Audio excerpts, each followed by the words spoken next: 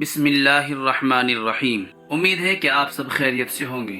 دوستو، ہم نے اس سے پچھلے حصے میں بتلایا تھا کہ آپ صلی اللہ علیہ وسلم کے اور کعب کے درمیان کتنی مدت کا فاصلہ ہے۔ تو دوستو، آج ہم شروع کریں گے کہ کعب بیٹا ہے لؤی کا، اور لؤی بیٹا ہے غالب کا، اور غالب بیٹا ہے فہر کا۔ فہر نام اس کے باپ نے رکھا تھا کیونکہ قریش کے معنی ہے تلاش کرنا۔ ایک روایت یہ ہے کہ فہر اس کا لقب ہے اور اس کا نام قریش ہے۔ مناسب یہی معلوم ہوتا ہے کہ فہر لقب ہو اور قریش نام ہو، کیونکہ قریش کے معنی ہے تلاش کرنا، کیونکہ مورخین کا قول ہے کہ اس کا نام قریش اس لیے رکھا گیا کہ وہ تلاش میں رہتا تھا کہ محتاج اور ضرورت مند آدمیوں کی ضرورت کا سراغ لگائے اور اس کی ضرورت کو اپنے مال سے ختم کر دے۔ اس کے بیٹے حاجیوں کی ضروریات کا سراغ لگایا کرتے تھے اور اپنے پیسے سے ان کی ضروریات پوری کیا کرتے تھے، اس لیے ان کا نام قریش پڑا۔ بعض مورخین کا قول ہے کہ فہر پر قریش کا نسب جمع ہو جاتا ہے۔ اکثر مورخین کی رائے یہی ہے۔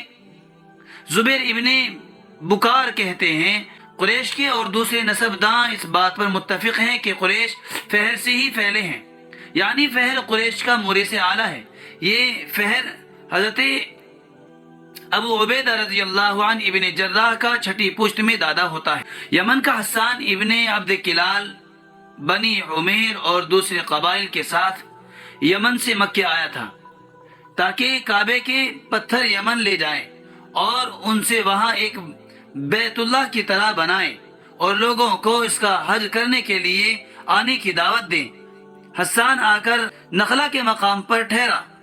فہر کو جب خبر ہوئی تو اس نے عرب کے قبائل کو اکٹھا کیا اور حسان سے جنگ کرنے کے لیے نکلا۔ اس نے جنگ کی اور حسان کو گرفتار کر لیا۔ حمیر اور دوسرے قبائل کے لوگ جو اس کے ساتھ آئے تھے شکست کھا کر چلے گئے۔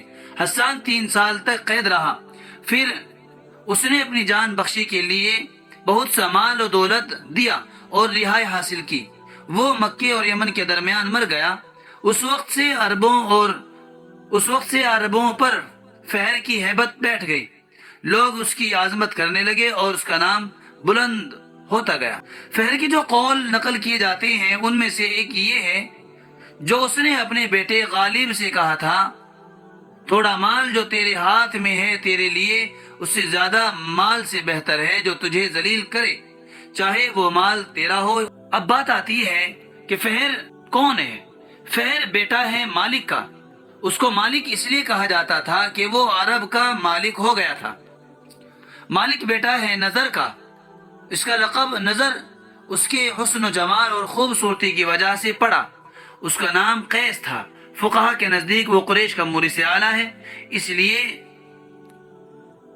اس سے پہلوں میں سے کسی کی اولاد کو قریش نہیں کہا گیا، اور اس کی تمام اولاد کو جن میں سے ایک مالک اور اس کی اولادیں ہیں قریش کہا جاتا تھا۔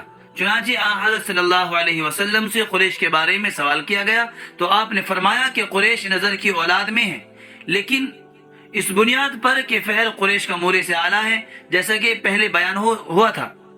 مالک اور اس کی اولاد یعنی فہر کے علاوہ دوسری اولاد اور فہر کا دادا نظر اور اس کی اولاد قریش میں سے نہیں رہتے، کیونکہ اگر فہر کو جو نظر کا پوتا ہے قریش کا مورث اعلیٰ مان لیا جائے تو اس کے بھائی، باپ، چچا اور دادا کو قریش نہیں کہا جا سکتا۔ اور انشاءاللہ آئندہ باتیں اگلے حصے میں آئیں گی۔